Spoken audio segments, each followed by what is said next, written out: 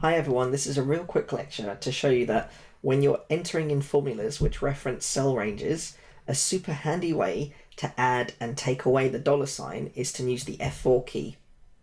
And by dollar sign I mean, in other words, to make the reference absolute or mixed or back to relative again.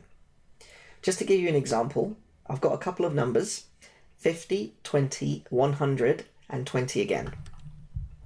Now, if I write equals sum, open bracket, and I select the range of cells I wish to sum, you can see that by default, the cell range reference is relative.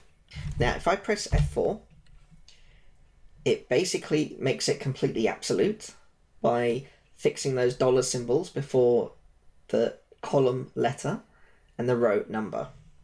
If I press it again, we get a mixed reference where the column part is relative and the row part is absolute.